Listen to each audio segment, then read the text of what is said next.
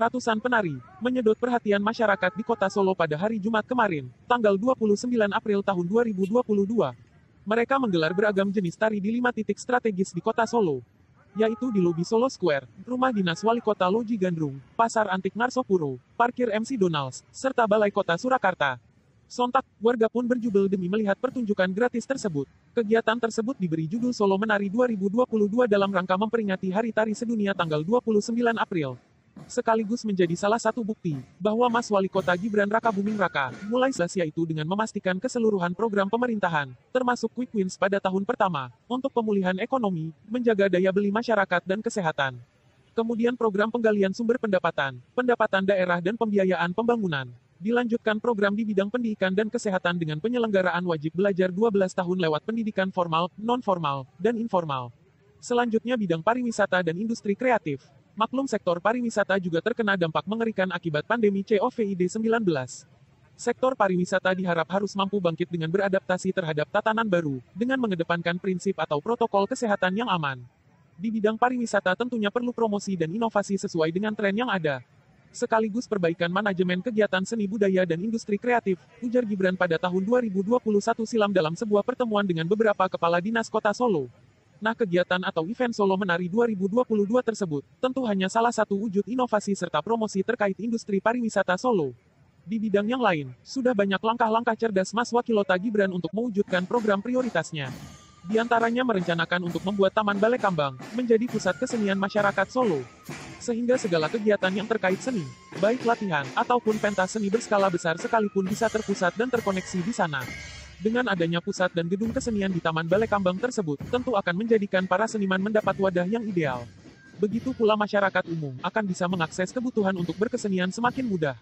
Baik untuk pelatihan generasi seniman, pameran seni, ataupun gelaran pentas seni. Secara otomatis para pelaku UMKM seperti seniman, pengrajin, atau pelaku usaha lain, terutama yang terkait keberadaan pusat kesenian Taman Balai Kambang juga ikut terangkat ekonominya. Terobosan kreatif lainnya adalah berencana menjadikan pabrik musik legendaris Lokananta Solo menjadi pusat musik dan budaya yang terkait seni musik. Sehingga kegiatan atau apresiasi apapun terkait seni musik bisa diselenggarakan di tempat tersebut. Hal ini mengingat sejarah Lokananta Solo memang sangat berperan besar terhadap industri musik di tanah air. Bahkan Lokananta Solo menjadi satu-satunya rumah musik yang paling lengkap dilihat dari teknologi atau media tren musiknya. Mulai teknologi piringan hitam kurung buka PH kurung tutup, kaset, laserdisc, compact disc, hingga teknologi musik digital modern sekarang. Yang ketiga adalah menjadikan Solo sebagai pusat wisata religi. Hal ini ditandai dengan dibangunnya Masjid Syekh Zayed di Gilingan, Banjarsari, Solo Selatan. Masjid yang dilengkapi Islamic Center itu diharap menjadi ikon dan magnet untuk wisatawan agar mengunjungi wisata-wisata religi lainnya di Kota Solo yang memang sudah banyak tersebar. Seperti masjid-masjid kuno peninggalan zaman era Mataram Islam dan masih banyak yang lain. Dan rencana yang cukup spektakuler adalah revitalisasi Taman Satwa Taru Juruk menjadi... Harapan saya untuk Balai Kambang ke depan, saya berharap kepada pemerintah Kota Surakarta, semoga nanti Balai Kambang bisa dijadikan seperti yang sudah disampaikan oleh Wali Kota, dijadikan pusat budaya Jawa. Berarti ke depan nanti para seniman, para seniman ataupun para pelaku budaya itu nanti bisa memakai Balai Kambang untuk bisa dijadikan tempat untuk berkegiatan atau berkreasi di sana. Dan mudah-mudahan ke depan juga diberikan ruang para sanggar-sanggar tari itu bisa diberikan ruang di sana, disiapkan tempat untuk pelatihan bagi para sanggar-sanggar tari yang ada di Kota Solo. Lalu juga diberikan diberikan tempat untuk pelatihan gamelan, ya, lalu pelatihan ketoprak, pelatihan wayang orang, dan yang berhubungan dengan seni budaya. Ini nanti akan cukup menarik ini menjadi tempat pusat budaya Jawa, dan ini juga akan menjadi destinasi wisata baru nih, destinasi wisata kebudayaan saya kira. Jadi Solo memang harus semakin membuat wisata kebudayaan ini harus segera dibuat sebuah wisata kebudayaan. Dan ketika Balai Kambang nanti dijadikan tempat pusat budaya Jawa, saya kira akan menjadi wisata kebudayaan. Ini cukup menarik menurut saya. Lalu yang kedua, karena Solo merupakan kota budaya, sehingga memang budaya Solo harus kuat.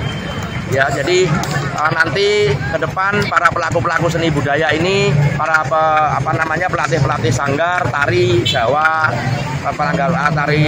tari kreasi, dan para seniman-seniman ini tidak kebingungan lagi untuk mencari tempat berkreasi dan untuk melakukan pelatihan-pelatihan kepada bocah-bocah sedari dini untuk dididik supaya mereka mencintai budaya bangsa. Ini sangat penting menurut saya, dan ini saya memberikan apresiasi kepada Wali Kota Solo. Semoga saja nanti ke depan terus saya berharap bahwa pembangunan Balai Kambang sebagai pusat budaya Jawa itu yang pertama, lalu yang kedua, lalu juga ada rencana Wali Kota untuk merevitalisasi Taman Juruk menjadi kebun binatang yang berstandar internasional, yang mungkin nanti akan park yang sudah lebih dulu fenomenal.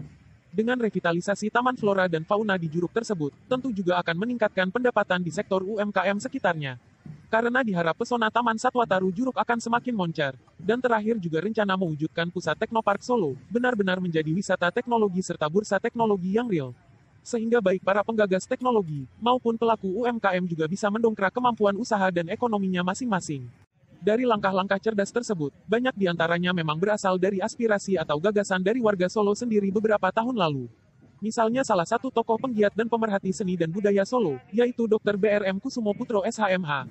Lewat Yayasan Forum Budaya Mataram FBM, serta Dewan Pemerhati dan Penyelamat Seni Budaya Indonesia, DPPSBI, ia begitu getol menyuarakan aspirasi dan gagasan-gagasannya tersebut sejak beberapa tahun lalu. Sudah beberapa tahun kemarin, kami menyuarakan gagasan atau ide tentang pusat gedung kesenian yang representatif di kota Solo. Dan alhamdulillah, respon dari pemerintah kota Solo begitu positif. Sehingga Taman Balai Kambang segera dibuat pusat dan gedung kesenian Solo yang representatif, ujar Kusumo Putro di baru lihat Solo Menari, Mas. Jadi hari ini ada acara Solo Menari yang digelar di pelataran Balai Kota Solo. Dan hari ini saya melihat luar biasa sekali acaranya. Saya selaku Ketua Forum Budaya Mataram dan juga selaku Ketua DPPSBI sangat mengapresiasi sekali acara ini dan sangat senang sekali melihat acara budaya seperti ini di Kota Solo. Dan perlu kami sampaikan juga, saya juga memberikan apresiasi setinggi-tingginya kepada Wali Kota Surakarta, Gibran Raka Buming Raka, dan juga kepada Kepala Dinas Kebudayaan dan Pariwisata Kota Surakarta yang menyelenggarakan acara yang sangat baik ini dan sangat bagus ini. Dan juga perlu kami sampaikan juga, saya juga memberikan apresiasi yang setinggi-tingginya kepada Wali Kota Surakarta, Gibran Raka Buming Raka, atas perhatiannya kepada seni dan budaya. Bahwa sebentar lagi Wali Kota Surakarta atau pemerintah Kota Surakarta akan segera melakukan revitalisasi Balai Kambang untuk dijadikan pusat budaya Jawa. Dan ini saya sangat senang sekali. Dan yang kedua juga merevitalisasi TSTJ atau Taman Satwa Taru Juruk untuk dijadikan tempat wisata. 22. Bahkan tak hanya itu, gagasan tentang revitalisasi Taman Satwa Taru Juruk serta tempat-tempat lain, sebagai potensi wisata dan ekonomi kota Solo juga direspon sangat positif. Sehingga dengan semua langkah cerdas dan realisasi terkait sektor pariwisata, dari Mas Wali Kota Gibran itu, Dr. Kusumo Putro sungguh sangat mengapresiasi dengan setinggi-tingginya. Ternyata seorang pemimpin muda seperti Mas Wali Kota Gibran, cukup akomodatif dengan suara-suara warga kotanya sendiri. Seorang pemimpin yang memang layak menjadi seorang pemimpin. Hal ini sangat selaras dengan tema event Solo Menari 2022.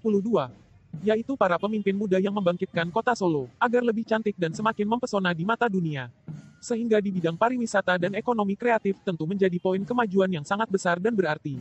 Akhirnya warga Solo hanya bisa berharap, agar semua langkah-langkah cerdas tersebut bisa secepatnya benar-benar terwujud, atau terrealisasi sehingga benar-benar bisa digunakan, atau dengan kata lain bermanfaat bagi semua lapisan masyarakat kota Solo, terlebih dengan para pelaku usaha atau UMKM di bidang wisata dan ekonomi kreatif. Jika sudah begitu, kota Solo sudah pasti bakal melesat bak meteor. Menjadi kota wisata yang benar-benar mendunia. Kota wisata yang ramah, murah, serta mampu menjadi magnet bagi semua wisatawan.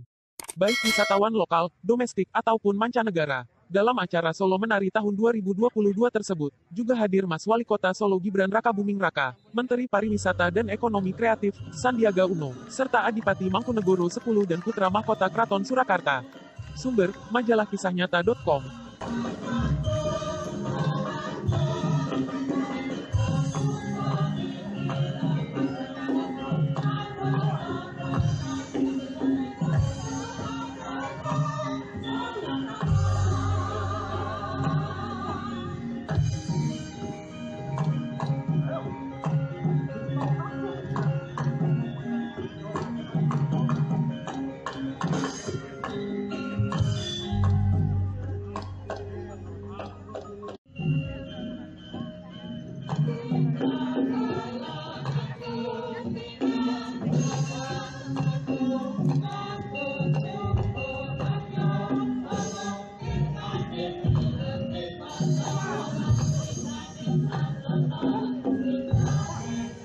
Mangkunegaran, ada Keraton Solo ya. Nah ini adalah bahwa memang Solo ini kota kuno, sehingga memang harus kebudayaan itu harus menjadi bagian daripada urat nadi ataupun nafas daripada kota Solo itu sendiri. Dan saya juga memberikan apresiasi sekali lagi, memberikan apresiasi sedikit-sedikitnya kepada Wali Kota Surakarta yang sudah mempunyai perhatian terhadap seni dan budaya. Karena kenapa? Karena memang seni dan budaya itu adalah jati diri daripada bangsa kita, terutama masyarakat Kota Solo.